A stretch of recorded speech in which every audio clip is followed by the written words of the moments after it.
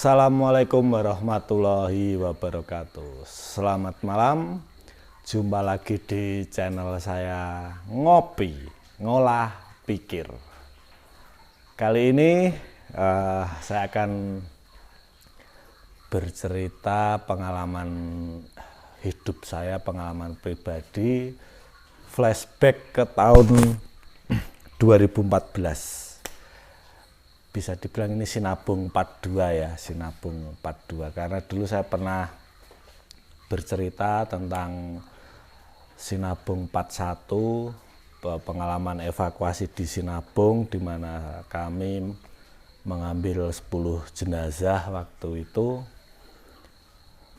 Kali ini saya akan bercerita Sinabung 42. Selamat mendengarkan, semoga dari cerita ini nanti kita semua akan mendapatkan banyak pelajaran. Jadi 2014, kalau nggak salah waktu itu tanggal 9 Maret 2014, hari Minggu. Kalau nggak salah ya, hari Minggu 9 Maret 2014. Itu menjadi satu hari yang sangat menentukan. Di mana di hari itu saya akan melakukan sebuah aksi, bisa dibilang konyol, bisa dibilang nekat, bisa dibilang berani, tergantung dari sudut pandang mana teman-teman akan menilainya. Jadi tanggal 9 Maret itu saya melakukan pendakian ke Gunung Sinabung yang saat itu statusnya sedang awas, bukan tanpa sebab tentunya. Jadi waktu itu saya sangat prihatin dengan kondisi pengungsi di Sinabung. Ada sekitar 40 ribuan pengungsi waktu itu, 40 ribuan pengungsi. Dan perlu teman-teman ketahui, di Tanah Karo, di Sinabung itu tidak seperti di Jawa. Ketika ada bencana akan ada ratusan bahkan ribuan relawan. Jadi di sana waktu itu relawan sangat-sangat terbatas. Dari Jawa yang lama, yang stay lama cuman saya sendiri waktu itu, saya hampir 8 bulan di sana. Langsung aja ke ceritanya. Jadi waktu itu saya berpikir saya harus menemukan cara, harus menemukan atau membuat sesuatu yang luar biasa, sesuatu yang istimewa, agar bisa sedikit banyak membantu pengungsi-pengungsi yang ada di Sinabung. Karena saya sadar waktu itu saya hanya bisa membantu tenaga, sedangkan yang mereka butuhkan lebih dari itu.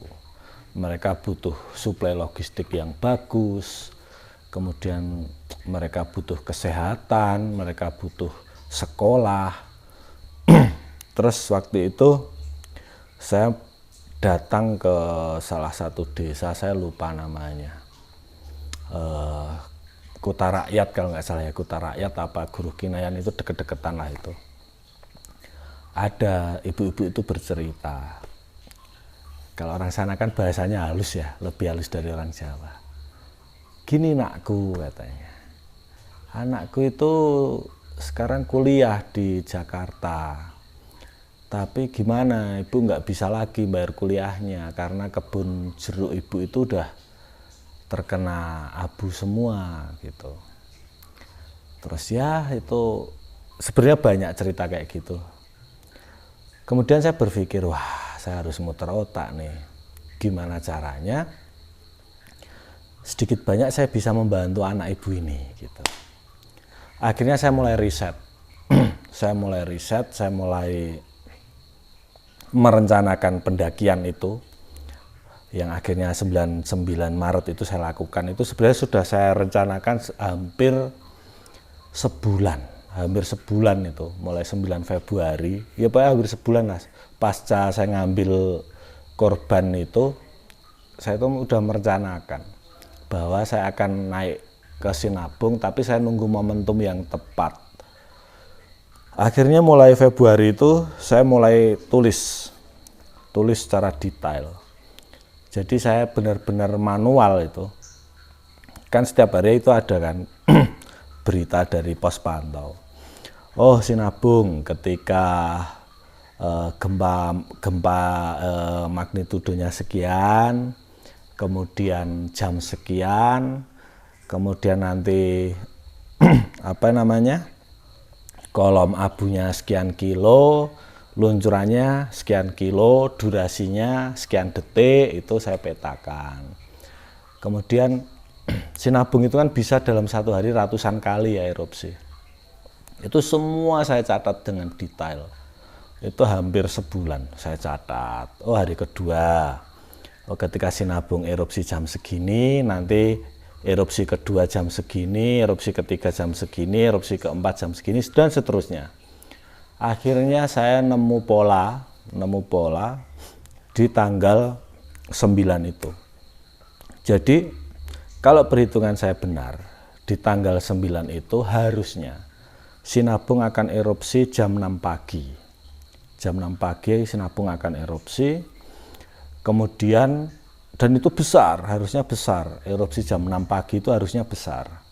Setelah erupsi jam 6 pagi besar, dia akan lama ini, siklusnya akan lama, dia baru akan erupsi lagi jam 9, itu kecil, agak kecil. Agak jam 8 sampai jam 9-an lah, agak kecil erupsinya. Kemudian dia akan erupsi lagi sekitar jam 12 sampai jam 1. Harusnya besar, kalau sesuai siklus yang saya catat itu harusnya besar. Kemudian 2 hari sebelum pendakian saya mulai prepare, saya pinjam kamera karena saya nggak punya kamera ya. Saya pinjam kamera, saya mulai ngobrol lah dengan beberapa teman. Waktu itu saya minjem kameranya Sasa, namanya Sasa. Yang sekarang dia kerja di Jogja. Anak ini ya, komunitas fotografer Medan lah pokoknya dia. Saya pinjam kameramu, saya bilang kayak gitu. Tapi ini resikonya tinggi, saya gitu. Bisa jadi bukan hanya kameranya ini, sayanya pun akan lenyap, saya gitu. Gimana, boleh nggak? Boleh mas, nggak apa-apa, pakai aja gitu. Akhirnya saya pinjam kameranya Sasa. Terus saya ngobrol sama Bang Edi Surbakti, itu kepala posko saya waktu itu. Saya ngobrol, Bang, besok, yaitu hari Sabtu, bener, malam minggunya. Bang, besok saya mau naik gitu. Mas, memang beneran Mas Lahar mau naik, kata Bang Edi. Iya Bang, saya harus naik. Kalau perhitungan saya pas Bang, besok saya punya waktu sekitar 3 sampai 4 jam. Untuk saya muncak, kemudian turun lagi, ngambil beberapa dokumentasi, dan selesai itu saya punya waktu sekitar 4 jam. Harusnya saya selamat Bang, saya gitu. Tapi itu kalau perhitungan saya tadi tepat, saya gitu. Bang Edi nanya, lah kalau nggak tepat Mas, ya sudah ikhlaskan, saya gitu. Akhirnya setelah diskusi panjang, saya kasih Bang Edi datanya, ini Bang siklus Sinabung seperti ini. Kalau hari ini tadi erupsi jam segini, nanti akan erupsi lagi jam segini. Kemudian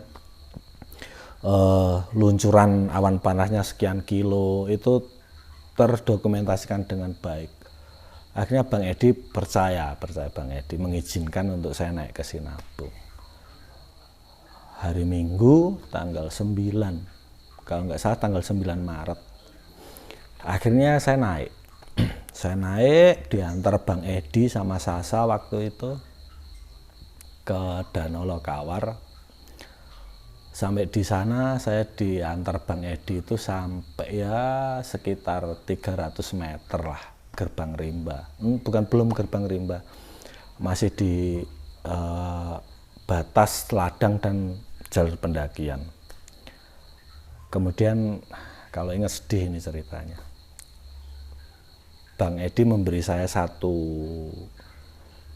pisau ya, kayak keris, namanya tumbuk lada kalau nggak salah. Mas, ini pusaka keluarga kami, katanya. tolong dibawa, tolong dijaga baik-baik, saya minta nanti dikembalikan, kayak gitu Bang Edi. Kemudian, ya Bang, saya bawa dan akan saya kembalikan. Di situ kita ngobrol bertiga, saya, Sasa, sama Bang Edi. Sasa, Mas nggak usah aja lah Mas, diurungkan aja niatnya, gitu, itu Sasa. Kemudian Bang Edi itu tahu-tahu meluk saya dengan erat, meluk saya erat, nangis beliau. Bang Edi nangis, Mas nggak usah Mas, kita cari cara lain untuk membantu pengungsi, kita cari cara lain Mas, nggak harus dengan cara yang seperti ini, kata beliau waktu itu. Terus saya bilang sama Bang Edi, udah Bang, yakin aja bahwa saya akan hidup, saya bilang kayak gitu. Bang, Bang Edi nangis waktu itu. Sebelum saya naik,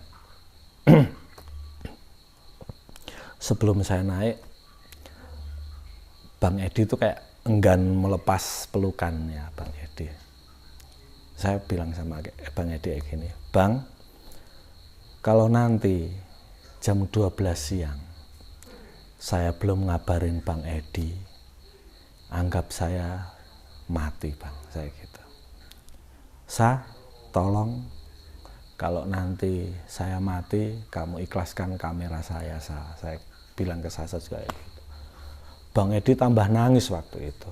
Walaupun Bang Edi itu badannya besar, gagah, tapi ternyata hatinya sangat lembut. Bang Edi tambah nangis sampai sesegan. Udah Mas, udah, ayo kita pulang aja katanya. Mas jangan nekat itu. Udah Bang, ini saya saya tekad saya udah bulat, saya harus naik, saya gitu ke Bang Edi. Akhirnya saya, Bang tolong, ketika jam 12 saya tidak ngabarin Bang Edi, berarti saya kemungkinan besar saya mati. Tolong jangan pernah cari.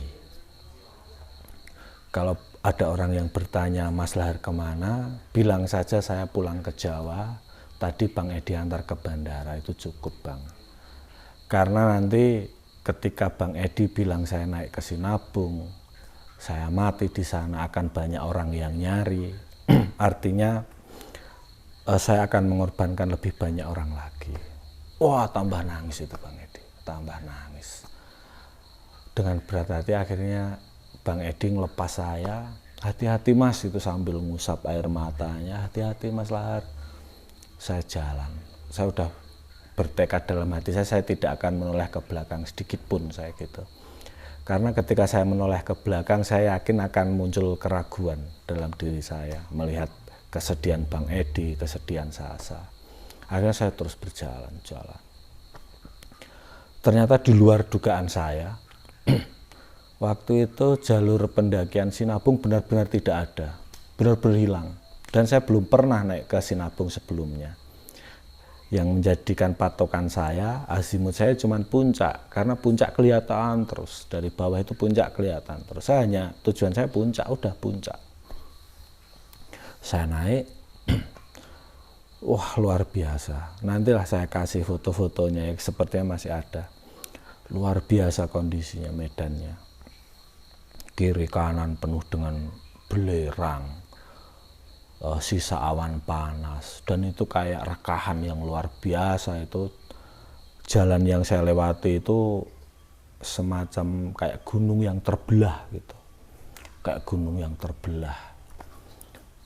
Itu salah satu pengalaman hidup saya yang paling mengerikan yang saya alami ya di Sinabung itu. Suara gunung itu seperti suara diesel yang ditempelin di telinga. Benar-benar wah. Yang dalam pikiran saya cuman udahlah. Ini benar-benar hidup atau mati, udah saya harus lakukan, saya gitu. Akhirnya saya naik, saya sampailah itu udah di bawah puncak sekitar ya mungkin 200-300an meter di bawah puncak. Wah, itu saya tuh badan saya tuh bergetar hebat. nyali saya itu benar-benar menciut, nyali saya hilang. Apa antara akan saya lanjut, apa saya sudahi. Itu benar-benar nguras emosi di situ. Akhirnya saya mantapkan diri, saya putuskan oke, saya lanjut. Paling saya berjalan sekitar 15 sampai 20 menit. Akhirnya saya sampai di puncak itu. Masya Allah. Dalam hati saya, kalaupun ini akhir hidup saya gitu waktu itu, saya puas. Saya bisa melihat kawah Sinabung yang begitu besar di depan mata saya. Di belakang saya melihat danau Laukawar yang begitu indah. Saya melihat desa-desa di sekitaran Sinabung yang udah rata dengan tanah.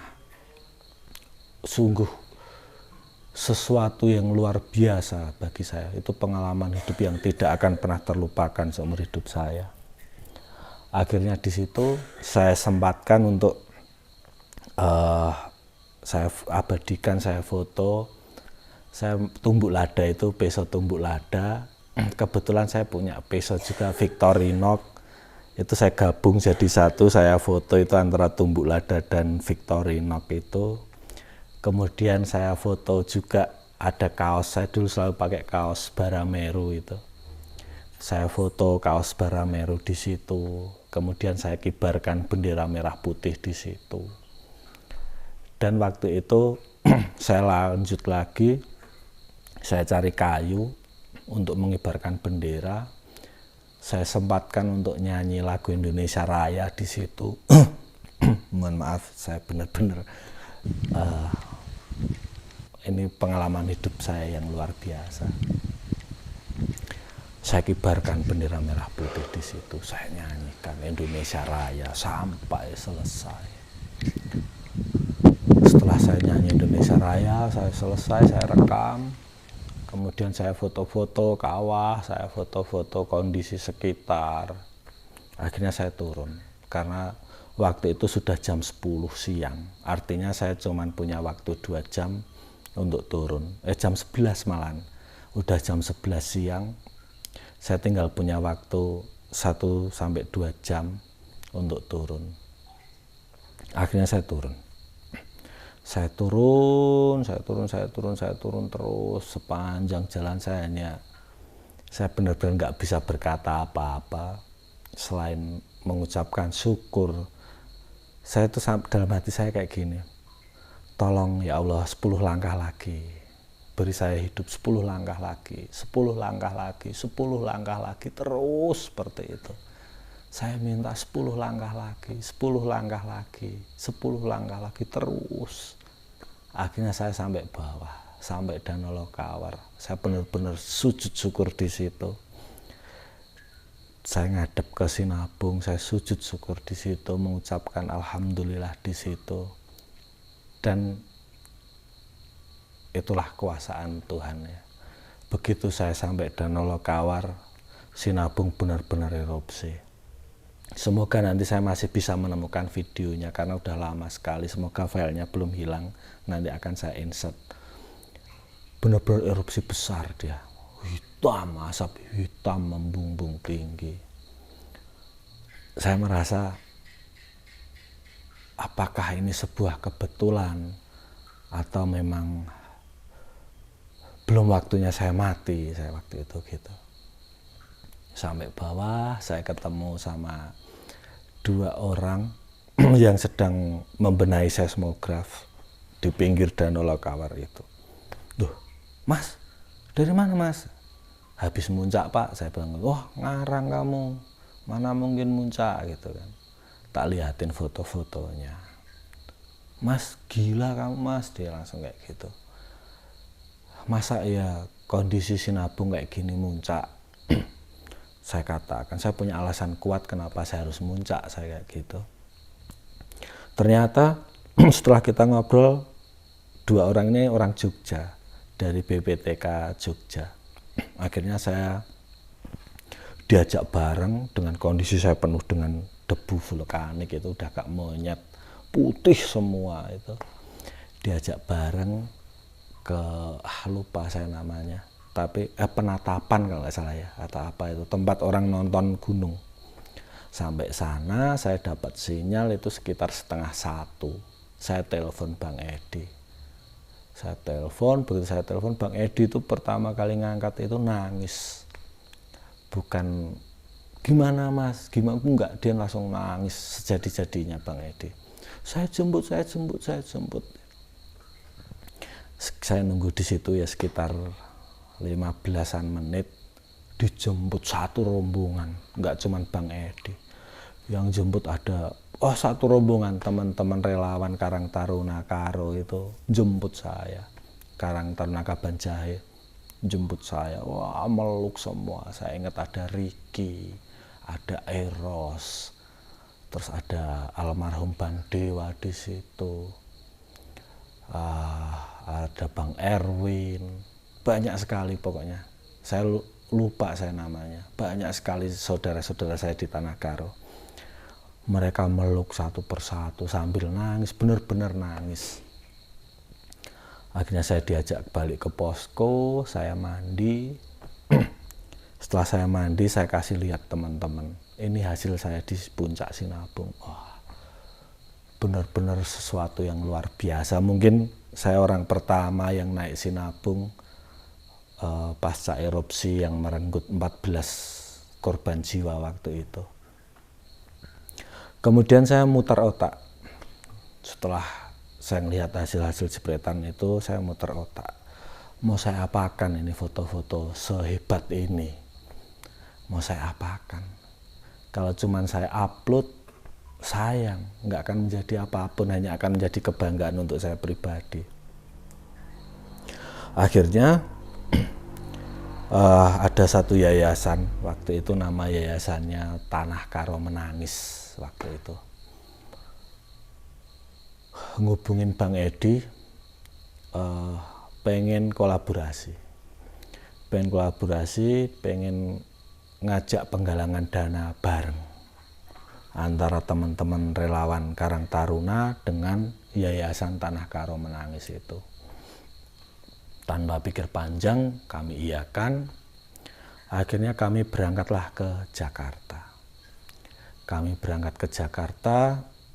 Waktu itu kami diundang ke rumah dinas Pak Jokowi. Waktu itu beliau masih gubernur. Terus Pak Jokowi ngasih ke yayasan waktu itu 100 juta, saya ingat persis angkanya. 100 juta, beliau berpesan tolong dipakai sebaik-baiknya. Kemudian ini mau lanjut apa ini acaranya? Beliau bertanya seperti itu waktu itu. Terus kami jawab, Pak, kami punya foto yang menurut kami foto-foto yang luar biasa gitu kan. Terus ini pengen kami lelang gitu. Akhirnya oleh beliau, oleh Pak Jokowi, kami diberikan tempat di Taman Mini di Anjungan, Sumatera Utara. Kami diberikan tempat untuk melakukan lelang amal waktu itu. Foto-foto saya kita lelang semua di Taman Mini. Dengan persiapan yang mendadak, kami dikasih waktu, digratiskan Taman Mini itu 4 atau 5 hari, saya lupa, oleh Pak Jokowi waktu itu. Akhirnya di puncak malam penggalangan dana itu banyak sekali tokoh-tokoh masyarakat yang datang, kemudian pejabat yang datang, pengusaha-pengusaha yang datang.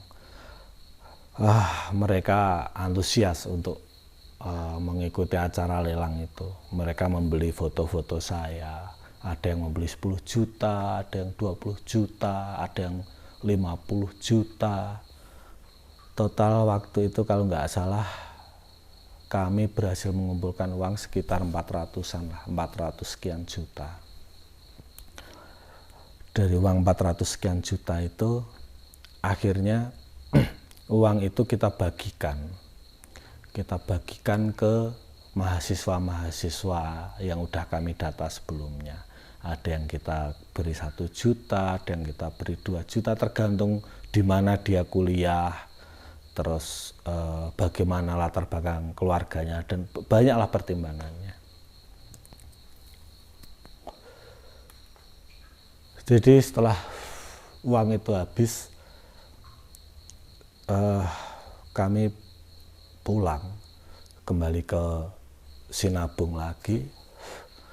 Di sana terus kami beraktivitas, terus kami melakukan kegiatan-kegiatan sosial, kami merawat pengungsi, bahkan terakhir saya di UK namanya, kamp pengungsian UK, itu bekas Universitas Karo. Di sana ada hampir 4 ribuan pengungsi dalam satu kamp itu. Setiap hari ya rutinitas kami masak, dapur umum, nyari logistik untuk kebutuhan mereka. Itu terus saya lakukan sampai bulan Maret, April, sampai bulan Agustus. Setelah bulan Agustus, karena waktu itu saya juga harus pulang, harus bekerja, akhirnya saya pamit. Saya pamit pulang, saya pamit sama keluarga saya di sana. Kemudian saya diberi marga oleh Bang Edi, Mas Lahar. Sekarang Mas Lahar bagian dari keluarga kami, bagian dari keluarga kita. Mas Lahar kami beri marga Surbakti katanya. Karena Bang Edi waktu itu Edi Surbakti. Saya banyak sekali belajar di Tanah Karo. Banyak sekali pelajaran yang saya ambil di sana. Jadi mungkin orang Karo tahu, orang Batak tahu. Orang Batak itu, orang Karo itu enggan, bukan nggak mau, enggan mengakui bahwa mereka itu Batak.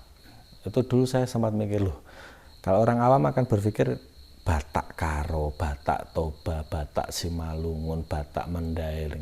Tapi ternyata orang Karo itu mereka menganggap mereka itu bukan Batak gitu kan.